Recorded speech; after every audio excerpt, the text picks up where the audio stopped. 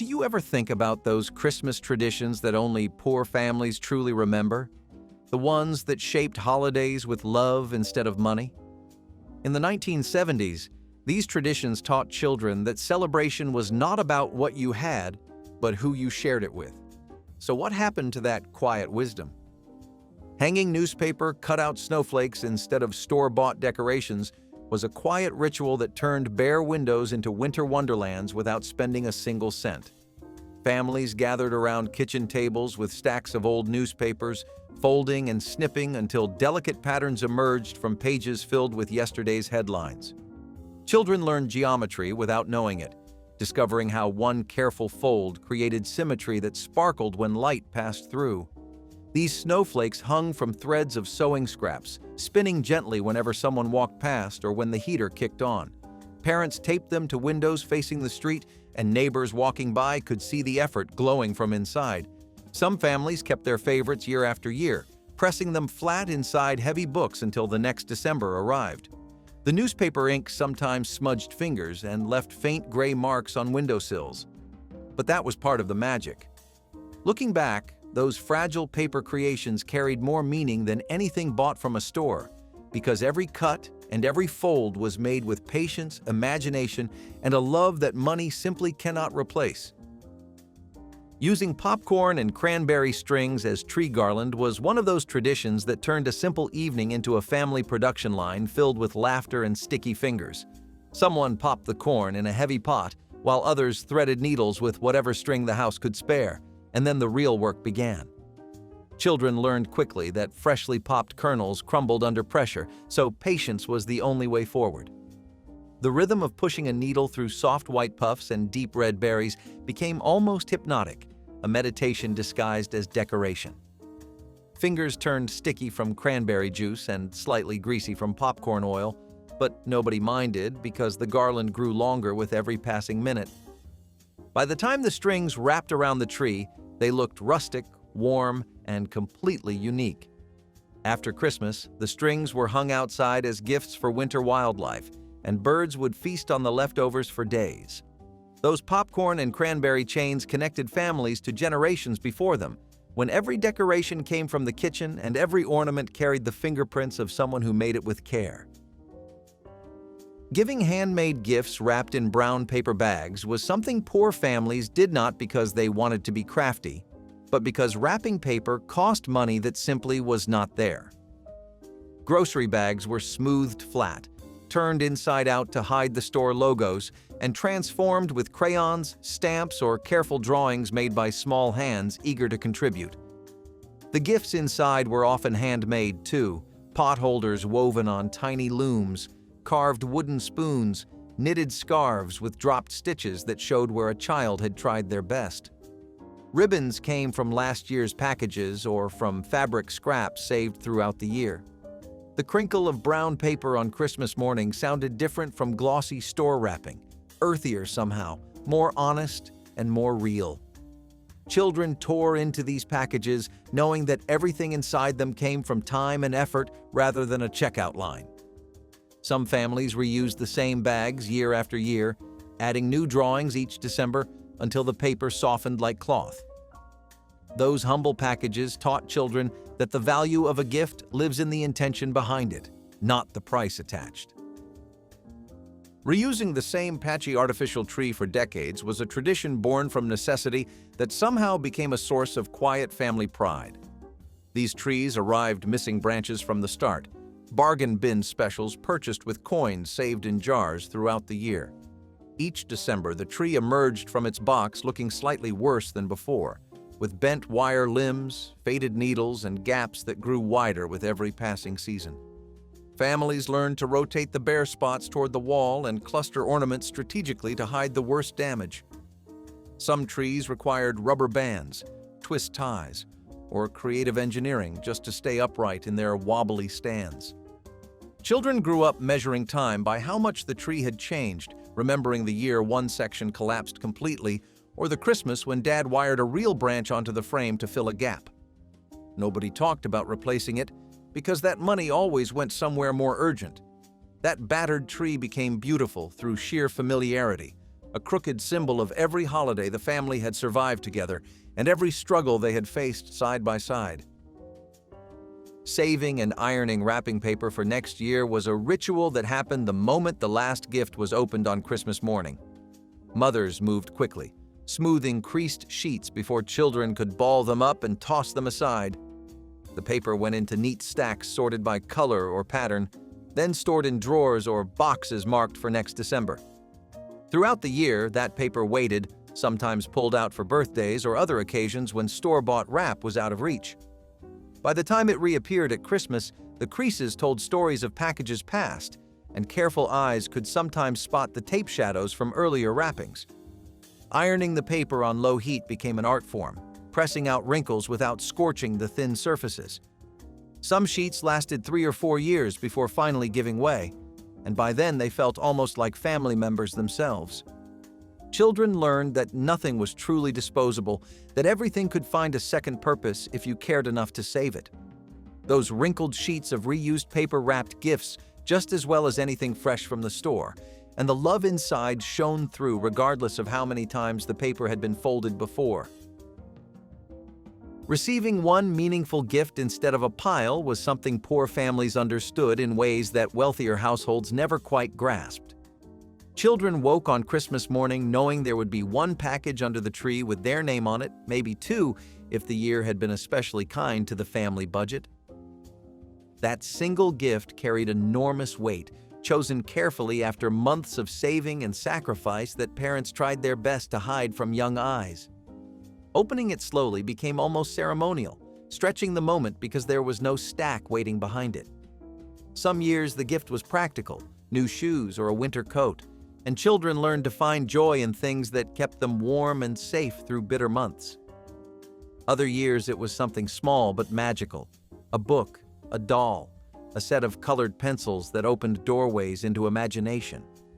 The absence of excess made every present feel enormous, and gratitude came naturally when you understood how much that one box truly cost. Those single gift Christmases taught lessons about value and appreciation that mountains of packages could never teach.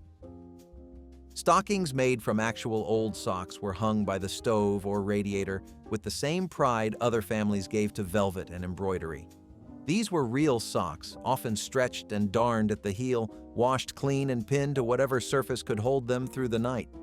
Some families used mismatched pairs because matching was a luxury, and each sock became identifiable by its unique pattern of fading and repair. Children did not question why their stockings looked different from the ones in magazine pictures because this was simply how their family did things. The socks held small treasures just fine, candies and coins and tiny wrapped surprises that fit perfectly into toe and heel. Some parents added names with fabric markers or sewed on simple patches to personalize each one. By morning, those thin cotton stockings bulged with whatever small gifts could be gathered, and the lumpy shapes promised mysteries worth exploring. Those humble socks taught children that containers matter far less than what fills them, and that traditions built from what you already have carry just as much meaning as anything bought brand new. Oranges and walnuts as stocking fillers were treasures in households where fresh fruit rarely appeared in winter months. An orange in the toe of a stocking felt like holding captured sunshine, bright and fragrant and impossibly exotic for families who stretched every dollar through December. Children peeled them slowly, section by section, savoring the spray of citrus oil and the sweetness that seemed to come from somewhere far away. Walnuts required work to crack open, and that effort made the small reward inside feel earned rather than given. Some stockings held nothing else, just an orange and a handful of nuts, and that was enough to make the morning feel complete. Parents sometimes walked extra blocks to find fruit that was not bruised or nuts that had not gone stale, because these simple gifts deserved the best versions available. The smell of orange peel on Christmas morning became a sensory memory that lasted decades, connecting grown children to kitchens where money was tight but love was not. Those stockings filled with fruit and nuts taught lessons about appreciating simple things, about finding joy in what the season could offer, rather than what catalogs promised it should.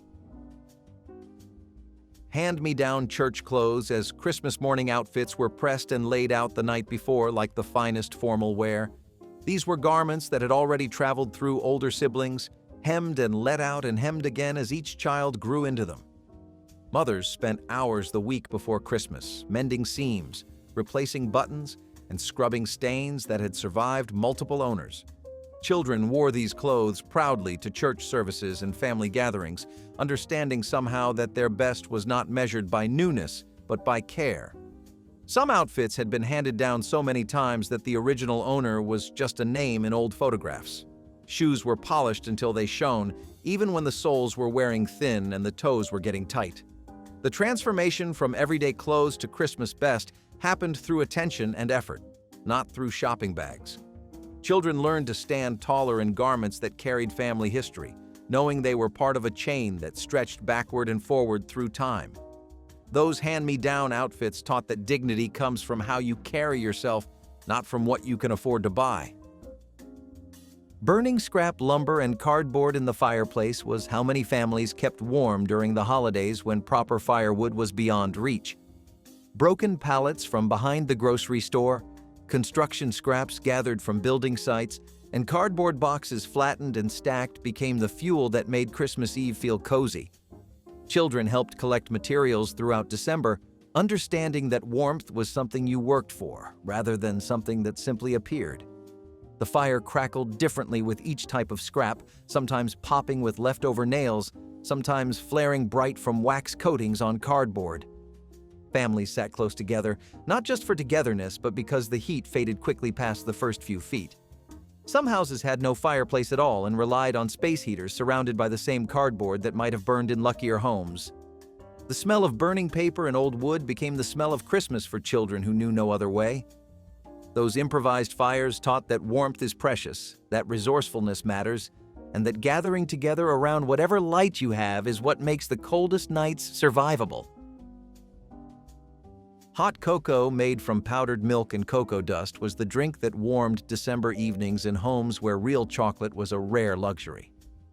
Mothers mixed the powder carefully, stirring it into warm water because fresh milk cost more than the family could spare for something as simple as a holiday drink. The cocoa never tasted quite like the pictures on the box promised, but children cupped their hands around warm mugs and felt like royalty anyway. Sometimes a spoonful of sugar stretched the flavor, and on especially good nights, a tiny dot of vanilla extract transformed the whole cup into something almost magical. Families gathered around kitchen tables or sat near heaters, sipping slowly because the warmth mattered as much as the taste.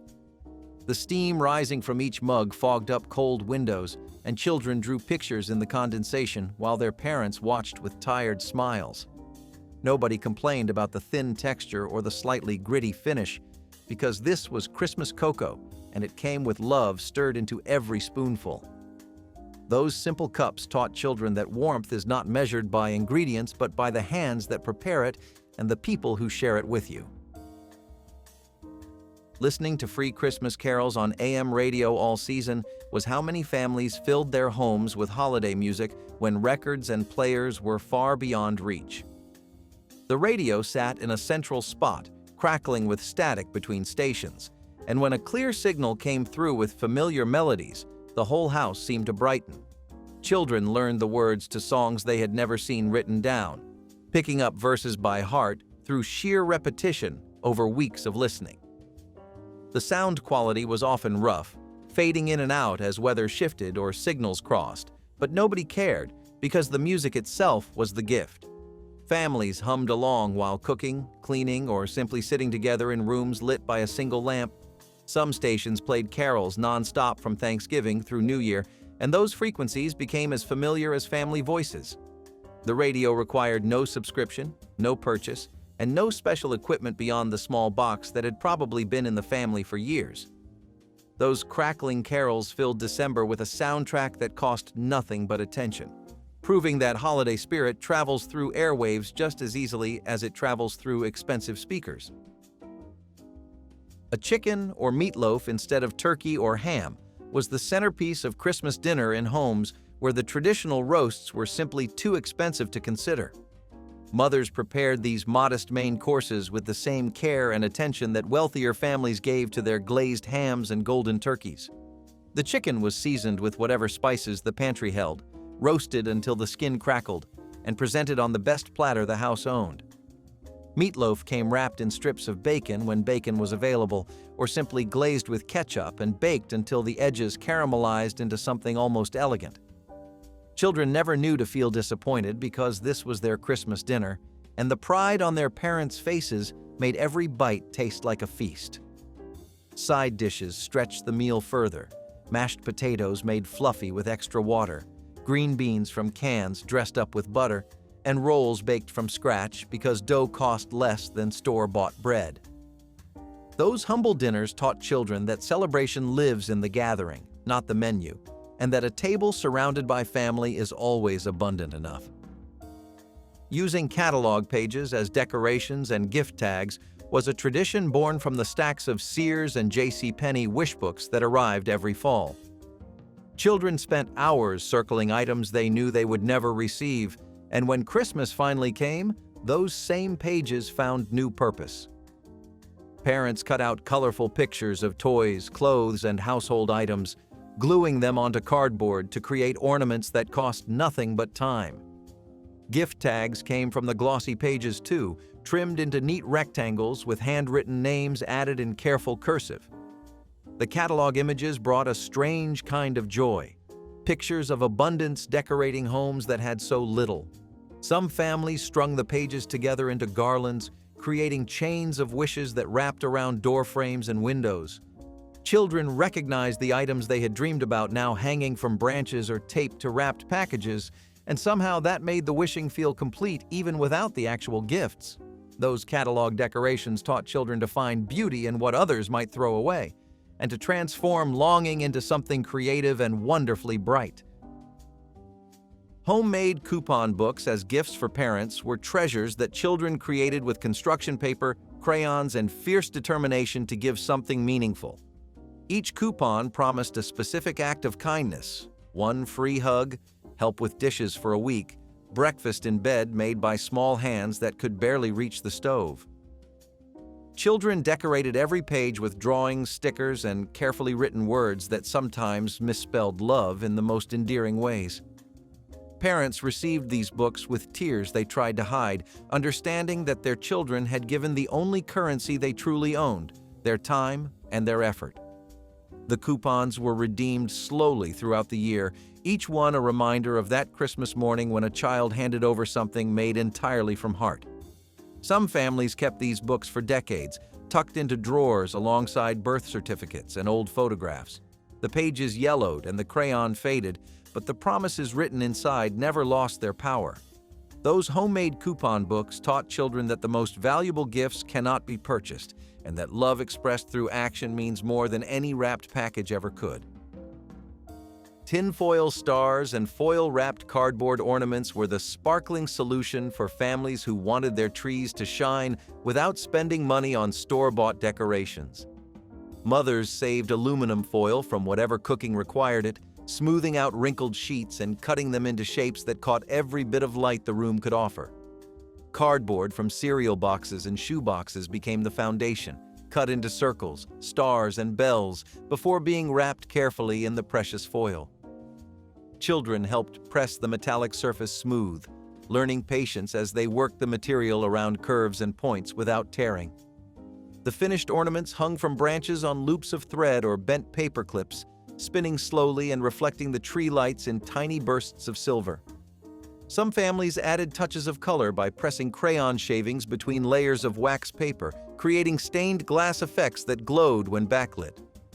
Those handmade ornaments never looked like the perfect spheres in department store windows, but they carried something those factory-made decorations never could: the fingerprints and effort of the people who made them with love. Waiting until after Christmas sales for any store decorations was a strategy that turned patience into savings for families who planned their holidays a full year in advance. The day after Christmas, mothers bundled up children and headed to department stores where tinsel, ornaments, and lights sat in bins marked 75% off. What cost dollars in November cost pennies in late December, and careful shoppers filled bags with decorations they would store for 11 months. Children learned to find excitement in the hunt, digging through picked-over bins to find treasures others had overlooked. Wrapping paper, ribbon, and bows joined the haul, enough to wrap next year's gifts without spending a dime when the season arrived. Some families built entire Christmas collections this way, adding new pieces each January until their trees rivaled any on the block. The decorations carried a special pride because they represented foresight, discipline, and the wisdom to make limited money stretch as far as possible. Those after-Christmas shopping trips taught children that timing matters, that patience rewards those who wait, and that next year's joy can be purchased today at a fraction of the price. The whole family sharing one small transistor radio was how holiday specials entered homes that could not afford television sets. That tiny box sat in the center of the room, its single speaker crackling with broadcasts that everyone leaned in to hear. Christmas Eve meant gathering close, adjusting the dial until a clear station came through with dramatic readings, musical performances, or comedy programs designed for the season. Children learned to listen with their imaginations, building pictures in their minds from sounds and voices that painted worlds more vivid than any screen. The radio required batteries that parents rationed carefully, turning it off between programs to save power for moments that mattered most. When a favorite show came on, the whole family fell silent, hanging on every word and every song. Those shared listening sessions created intimacy that scattered screens never could, because everyone experienced the same story at exactly the same moment. The transistor radio taught children that entertainment requires attention, that imagination fills gaps, technology leaves behind, and that gathering together around a single small sound can create memories lasting a lifetime. Visiting relatives for dinner instead of hosting was the quiet truth of Christmas for families whose homes could not accommodate a proper holiday spread. Parents packed children into cars and drove across town or across county lines to tables set by grandparents, aunts, or cousins whose circumstances allowed for a larger gathering.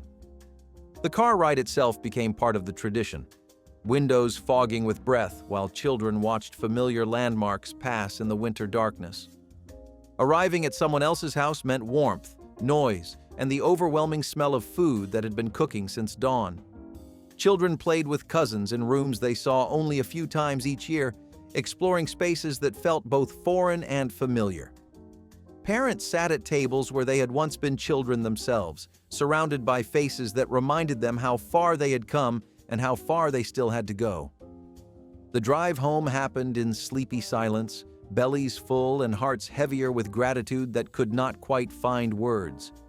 Those borrowed Christmases taught children that family extends beyond walls, that abundance can be shared across doorsteps, and that home is not always where you live, but where you are welcomed. Church charity boxes as the source of holiday food was a reality that many families accepted with a mixture of gratitude and quiet shame. The boxes arrived a few days before Christmas, packed with canned goods, boxed stuffing, and sometimes a small frozen turkey wrapped in paper that hid its modest size. Children did not always understand where the food came from, only that suddenly the cupboards held more than they had the week before. Parents carried the weight of needing help, but they also carried the relief of knowing their children would eat well on Christmas morning. Some families returned year after year, while others needed help just once when illness or job loss stripped away their resources. The charity boxes came without judgment from church volunteers who understood that hard times visit everyone eventually. Children who grew up opening those boxes often became adults who filled them for others, completing a circle of generosity that defined what community truly means. Those charity Christmases taught that accepting help is not weakness, that giving and receiving are two sides of the same gift, and that kindness shared freely can transform the coldest season into something warm. Sleeping multiple children to one bed on Christmas Eve was how families stretched limited space and shared warmth during the coldest nights of the year. Brothers and sisters piled into a single mattress, arranging themselves like puzzle pieces until everyone fit beneath the same thin blankets. The body heat alone made the difference between shivering through the night and waking up comfortable enough to face Christmas morning. Children whispered secrets in the dark, wondering what Santa might bring, making promises to wake each other the moment the sun came up. Some beds sagged in the middle, pulling everyone toward the center in a tangle of elbows and knees that nobody minded because at least they were warm. Parents checked on them once or twice, adjusting covers and smoothing hair before retreating to their own cold corners of the house. The closeness created bonds that separate bedrooms never could, memories of giggles muffled under quilts and breath visible in the dim light of early morning. Those shared beds taught children that comfort comes from people, not possessions, and that the warmest place on the coldest night is always beside someone who loves you. Games of cards and dominoes, instead of expensive board games, were how poor families entertained themselves through long December evenings. A single worn deck of cards or a set of dominoes passed down from grandparents provided endless hours of competition, laughter, and connection. Children learned to shuffle, deal, and count points before they mastered reading, picking up strategies by watching older siblings and parents play round after round. The games required nothing but attention and a flat surface, which meant they could happen at kitchen tables, on floors, or even on beds when the house got too cold to sit anywhere else. Some families invented their own rules, variations that existed nowhere else and became part of the family identity. Losing meant shuffling and starting again, and winning meant bragging rights that lasted until the next game began. Nobody needed batteries, instructions, or missing pieces replaced because the games were complete in their simplicity. Those humble cards and dominoes taught children that entertainment comes from engagement, not expense, and that the best games are the ones where everyone gathers close enough to hear each other laugh. One candy cane per child as a major treat was the sweet reality of Christmas. In homes where sugar was rationed and store-bought candy felt like an extravagance. That single peppermint stick arrived in a stocking or was handed out after church, and children treated it like treasure instead of something to devour in seconds. They licked it slowly, making the red and white stripes last for hours, sometimes wrapping it back in cellophane to save for later. The flavor was sharp and sweet and completely different from anything homemade could replicate. Some children compared the lengths of their candy canes, measuring whose had lasted longest by the end of Christmas Day. Parents watched with quiet satisfaction, knowing that one small piece of candy had brought more joy than wealthier children found in entire bags of sweets. The discipline required to make it last taught patience, and the sweetness tasted better because it was rare. Those single candy canes showed children that scarcity sharpens appreciation, and that sometimes the smallest gift carries the biggest meaning when you understand what it cost to give it. Telling stories and singing instead of watching television specials was how families created their own entertainment when screens were luxuries they could not afford. Parents gathered children close and spun tales from memory. Some passed down through generations and others invented on the spot to fill the quiet hours of Christmas Eve. Grandparents shared stories of holidays from their own childhoods, times even leaner, which made the present feel almost abundant by comparison. Children learned to listen deeply, to imagine characters and scenes without pictures to guide them, building worlds entirely from words spoken in familiar voices. Singing happened around whatever warmth the house could offer. Carols learned in church mixed with folk songs that belonged to the family alone. Voices blended imperfectly, some off-key and some too quiet. But the sound filled rooms in ways no speaker ever could. Those evenings of stories and songs created traditions that television could never replace, moments of connection requiring nothing but presence. Children who grew up this way learned that the best entertainment comes from each other, and that a voice telling a story is worth more than any screen. Layaway plans that took all year to pay off were the invisible engine behind many Christmas mornings in homes where saving money meant sacrificing something else every single week. Parents walked into stores in January, pointed at a toy or a coat or a pair of shoes, and asked to put it on layaway with payments stretched across 52 weeks. Each payment was small enough to manage but large enough to hurt, a few dollars pulled from grocery money or the jar meant for emergencies. Children never saw the receipts or the worry lines that deepened with every visit to the store.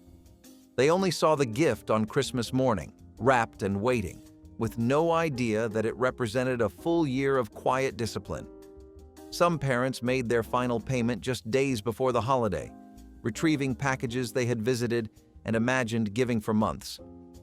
The relief on their faces mixed with exhaustion, but Christmas morning made every sacrifice feel worthwhile. Those layaway gifts taught children nothing at the time, but years later, when they understood the math, the memory transformed into something almost holy, proof that love finds a way even when money cannot. Hanging homemade stockings knitted by Grandma was a tradition that made each child feel uniquely loved in ways no store-bought stocking could match. These were not perfect machine-stitched creations with flawless lettering, but handmade works featuring crooked names, uneven stitches, and color combinations only a grandmother would choose. Every family member had their own, personalized down to the smallest detail, and the stockings grew more treasured each year. Children learned early that their stocking was special because someone spent hours creating it, counting stitches by lamplight. The wool smelled faintly of the closet where it was stored 11 months of the year, and pulling it out each December felt like reuniting with an old friend. Some stockings had patches where holes had been mended, evidence of years beside fireplaces. Grandmothers who made them often did not live forever, and when they passed, those stockings became irreplaceable heirlooms. Families hung them long after the original recipients grew up, passing them to new generations who heard stories about the woman who made them. Today, mass-produced stockings dominate, but anyone who owns a handmade one knows it carries meaning money cannot buy. Real lead tinsel on the tree was one of those decorations that made Christmas in the 1970s feel like pure magic. The way it would shimmer when the tree lights flickered just right made living rooms glow with a kind of holiday warmth you simply cannot recreate today.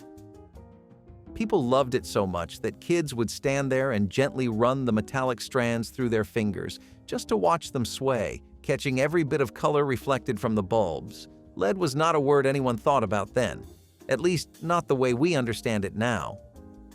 Families were focused on making Christmas beautiful and memorable, and this shiny silver tinsel was the easiest way to do it, without emptying every last penny from the holiday budget.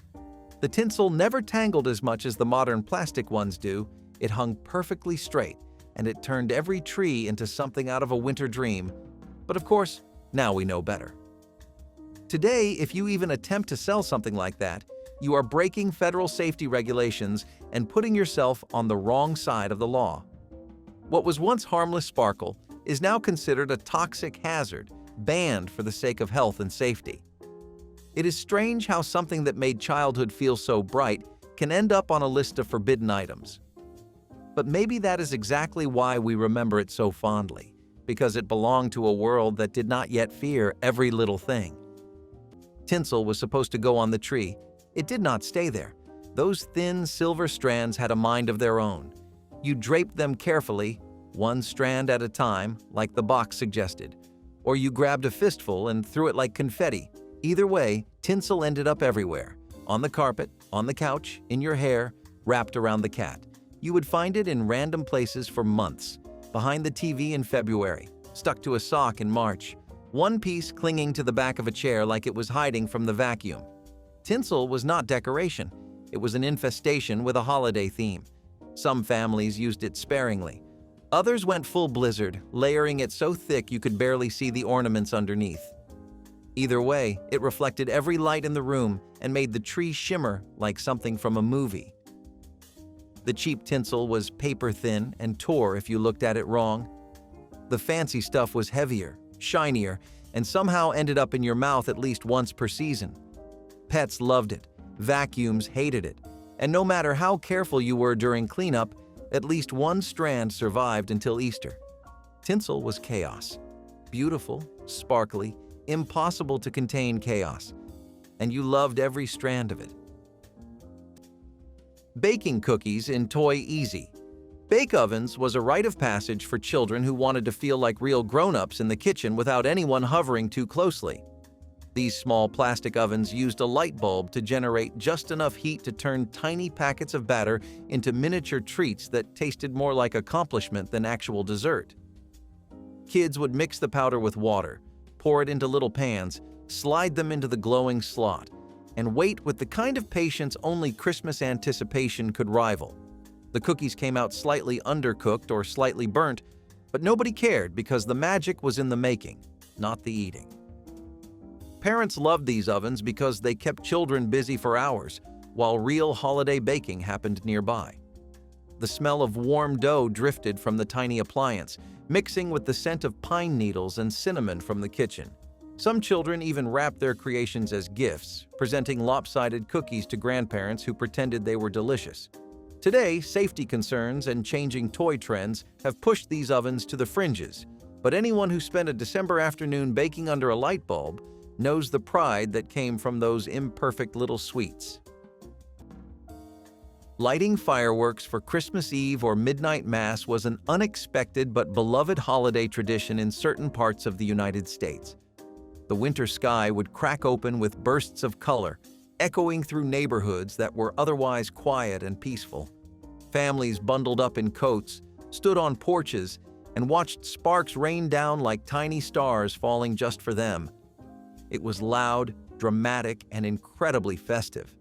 No one thought much about permits or safety laws or whether fireworks were allowed during the winter season. For many, it was simply a way to make the holy night feel even more magical and exciting. Today, though, fireworks are heavily restricted, and setting them off without approval can lead to fines or even arrest. The sound that once meant celebration now signals a code violation. It is strange how quickly something joyful can shift into something forbidden, but memories of those nights still glow warmly in the hearts of people who lived through them, especially when the air gets cold and the world gets quiet enough to remind them of the past. Some families had a rotating tree stand, not just any stand, a motorized musical one that slowly spun the tree while playing a tinny version of O Tannenbaum on a loop. It sounded like a music box that had seen better days. It creaked, it wobbled, it played the same 12 notes over and over until someone in the house quietly lost their mind. But it looked amazing. The tree would turn slowly, catching the light from every angle. Ornaments sparkled. Tinsel shimmered. You sat there mesmerized, watching the same side come around again and again, like a very slow, very festive carousel. And the song? You did not even hear it anymore after the first 100 plays. It just became the background hum of Christmas. The motor was not strong. If you overloaded one side of the tree with ornaments, it would stop mid-spin and groan like it was giving up. You had to redistribute the weight like you were balancing a science project. Sometimes the music slowed down when the batteries got weak, turning the cheerful tune into something that sounded vaguely haunted. You changed the batteries. You kept it spinning. Because a spinning tree was fancy. It meant your family had arrived. And even now, if you hear that tune, you are right back in the living room, watching the lights go round and round. Community bonfires using unregulated materials were another festive tradition that belonged to a different world entirely. You would see families tossing in scraps of old fencing, broken furniture, untreated wood, and sometimes even boxes or paper left over from the holiday madness. The bonfire would roar to life, sending sparks spiraling into the winter air like fireflies trying to escape the heat. People gathered around with warm drinks, shared stories, and treated it as a way to come together when the weather tried to push everyone apart. Nobody checked whether the materials were safe to burn. Nobody asked about air quality. It was simply a tradition born from practicality and a desire to be together. Today, though, burning anything other than clean, approved wood is illegal. Environmental regulations forbid the release of toxic fumes, and burning household materials can result in fines or even legal action. It is a reminder that the world has grown more cautious and more regulated. But the memory of standing around a roaring fire, bundled up and laughing with neighbors, is something no law can erase. Making paper chain countdowns to mark the days until Christmas was a craft project that turned December into a visual journey every child could follow. Families cut strips of red and green construction paper, looped them together with glue, and hung the chain somewhere prominent where everyone could watch it shrink as the holiday approached. Each morning, a child would tear off one link, feeling the chain grow lighter and Christmas grow closer with every satisfying rip. The countdown became a ritual, something to look forward to before breakfast, a tiny ceremony that made waiting feel active. Some families made chains long enough to stretch across rooms, while others kept them modest for the final week. Teachers assigned the project in classrooms, sending children home with colorful loops that parents hung beside the tree. There was something satisfying about watching progress happen one link at a time, knowing exactly how many days remained. Advent calendars with chocolates eventually replaced these chains, trading handmade effort for store-bought convenience. Anyone who remembers tearing off that final loop on Christmas Eve knows the anticipation carried magic no purchased calendar could replicate. Cutting down a Christmas tree from public land was one of those bold, adventurous family outings that made the holidays feel like something out of a classic American story. Parents would pack everyone into the car, drive out to a wooded area or a quiet clearing, and pick the perfect tree with nothing but excitement guiding them. Kids loved the idea of choosing a tree that nobody else had touched, one that looked wild and authentic and worthy of being the centerpiece of the living room. The crunch of snow, the cold air, and the thrill of the hunt made the whole day unforgettable. Back then, few people worried about permits or restrictions, especially in rural areas where land boundaries blurred and tradition spoke louder than rules. Today, though, cutting a tree from public land without permission is a criminal offense. Forestry regulations protect natural habitats, and conservation laws control how many trees can be removed each season. The adventure that once felt wholesome and free now comes with fines, penalties, and sometimes even court involvement. It shows just how much the world has changed. What families once saw as bonding time in nature is now something you need paperwork to do. But the memories remain as crisp as the winter air that once filled those stolen forests. Christmas Eve had a dark side. While kids slept dreaming of morning, parents were downstairs with a pile of parts, a single sheet of instructions, and a flashlight clenched between their teeth. Assembly required, sanity not included. Every toy in the 1980s came in pieces. Bikes, dollhouses, race car tracks, kitchen sets. The instructions were always vague, sometimes in 3 languages, and occasionally just a drawing that looked like it was made by someone who had never seen the toy. You needed a Phillips head screwdriver, a flathead, an Allen wrench, and possibly a degree in engineering. Tabs did not fit into slots. Screws were missing. And someone always whispered, "I think we put that part on backwards." Dads muttered things under their breath. Moms held the flashlight and tried not to laugh. Hours passed. Coffee was brewed. Somewhere around 2 a.m., the thing was finally built. Slightly crooked, definitely unstable, but upright. And in the morning, you ran downstairs and played with it for 10 minutes before moving on to the next gift. You never knew. You never saw the sweat, the frustration, the moment your dad considered just returning the whole thing. All you saw was magic. And that was the point. Placing real oranges and walnuts inside stockings was a tradition that connected 1970s children to generations who came before them, even if they did not fully understand why. Grandparents spoke of times when fresh fruit in winter was a genuine luxury, something rare enough to feel like a gift rather than a grocery item. Parents carried the tradition forward, tucking bright oranges into the toe of each stocking and scattering walnuts throughout the folds. Children woke on Christmas morning and felt the weight of something round at the very bottom, often pulling it out with confusion before realizing it was fruit, not a toy. The orange smelled incredible, sweet and sharp against the cold morning air, and the walnuts required effort to crack, turning breakfast into a small adventure. The tradition was simple, affordable, and carried meaning deeper than any store-bought item. It reminded families that Christmas was once about abundance in small forms, about gratitude for what the season provided. Today, stockings overflow with plastic trinkets, but the memory of peeling that first Christmas orange lingers for anyone lucky enough to have experienced it. Homemade extension cord octopus plugs for tree lights were one of those wildly creative, wildly unsafe tricks families used without hesitation in the 1970s. You would see a single outlet powering an entire forest of cords behind the tree, all tangled together like someone tried to knit with electricity. These improvised clusters allowed families to plug in the lights, the rotating tree stand, the music box, and maybe even an extra lamp or two. No one worried about overheating or sparks or overloaded circuits. It was simply the only way to make everything work with the limited outlets older homes had. People trusted their instincts, not safety manuals.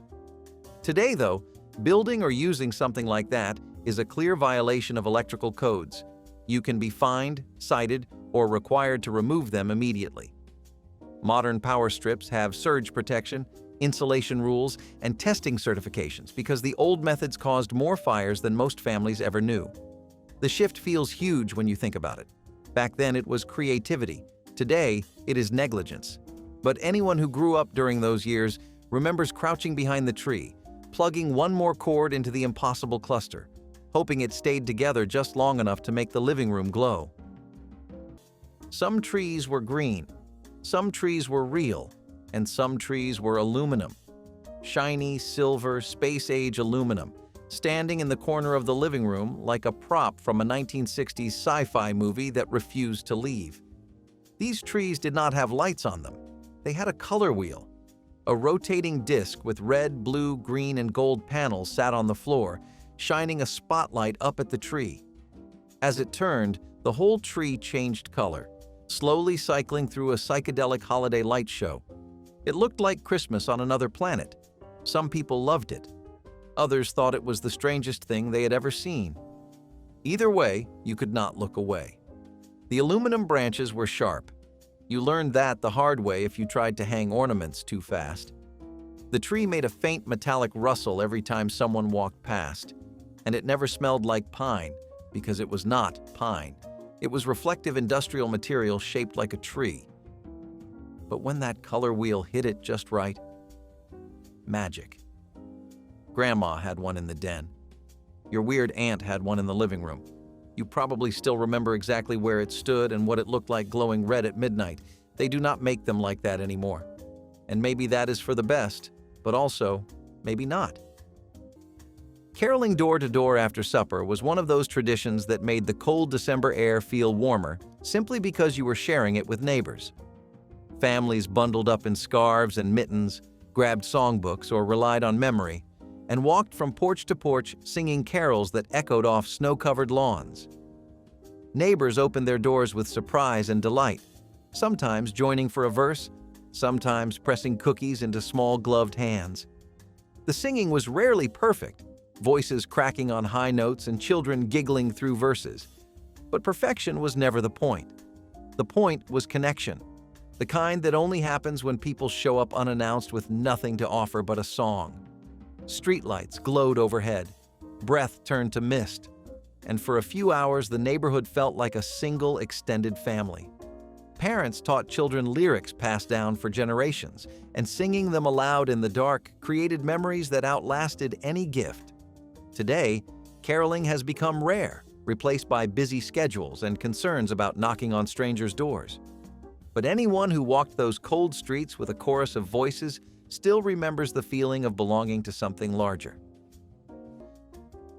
Glass ornament string lights that overheated were practically the heartbeat of Christmas decor in the 1970s.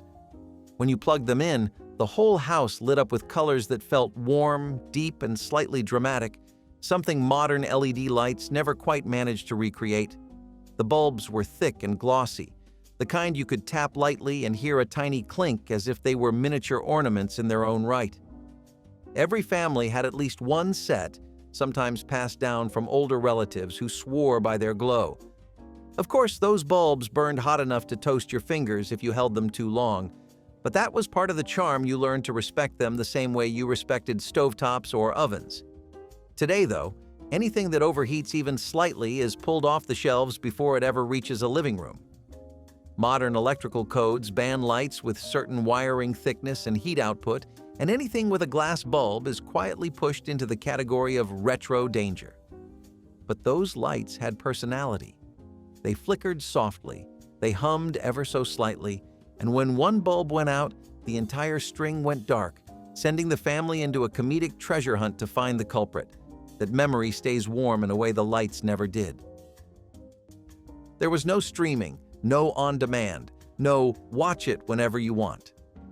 In the 1980s, if a Christmas special aired, you watched it, or you waited another whole year. That was the deal. And it made every special feel like an event. You checked the TV guide, you circled the date, you told your friends at school what night it was on. Rudolph, Frosty, the Grinch, Charlie Brown. They each had their night, and you planned your life around it. Homework got done early. Dinner got eaten fast.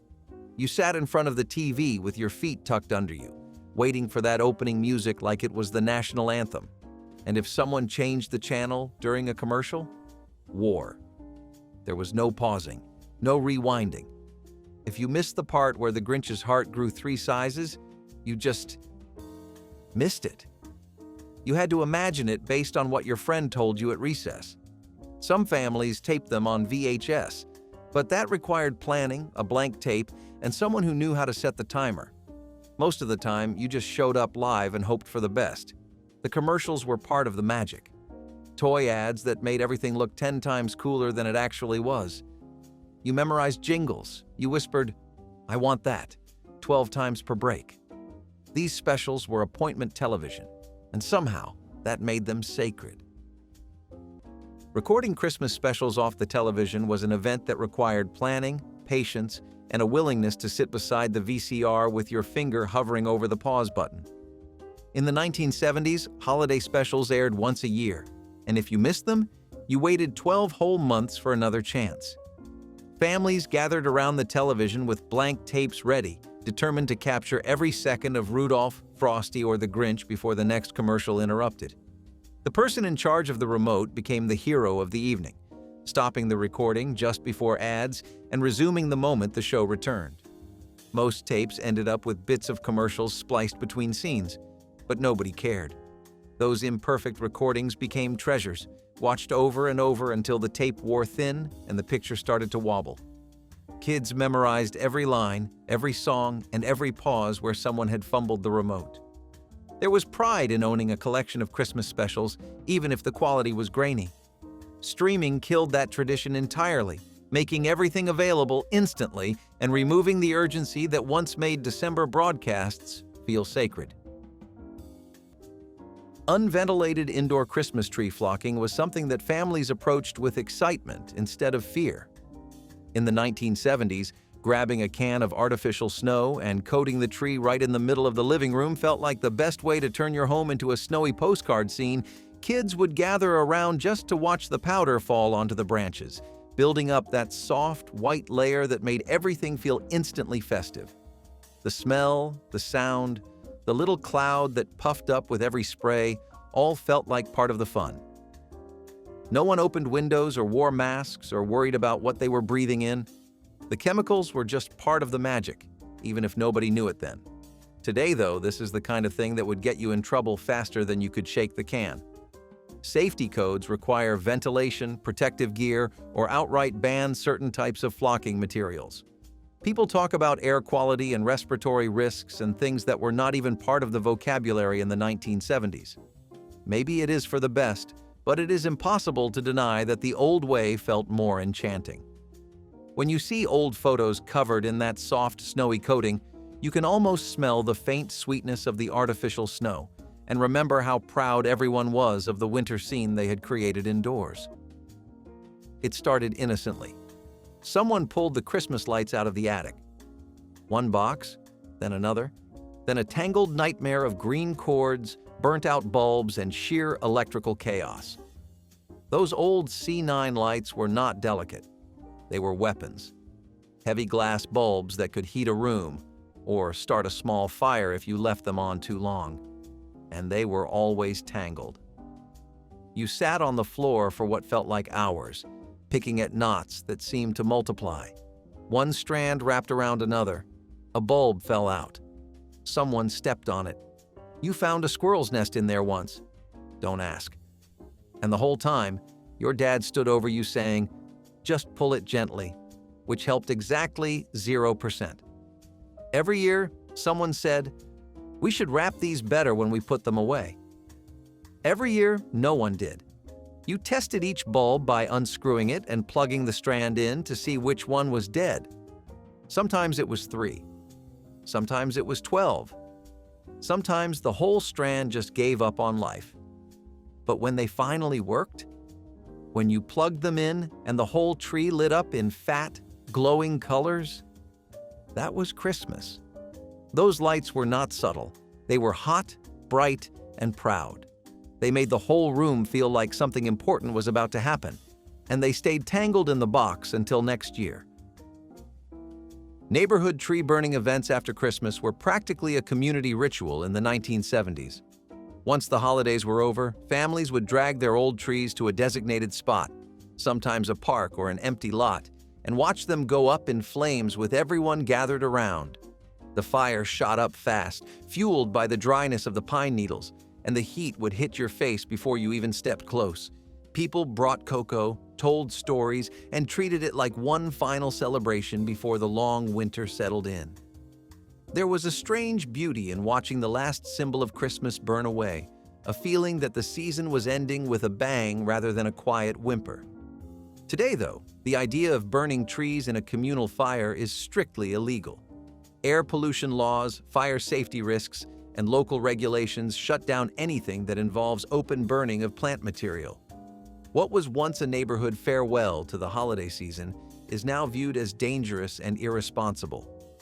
But the memory of those glowing piles of branches remains vivid for anyone who stood beside them, feeling both warmth and closure in the orange light. Waiting all year for the Sears wish book to arrive was a childhood ritual that made September feel like the true start of Christmas. The moment that thick catalog landed on the doorstep, children across America dropped whatever they were doing and scrambled to claim it first. The pages were glossy, the toy section endless, and every photograph promised a world of wonder that seemed almost too good to be real. Kids would circle items with crayons, fold down corners, and spend hours imagining which toys might actually appear under the tree. Parents used it strategically, letting children dream big while quietly noting which pages got the most attention.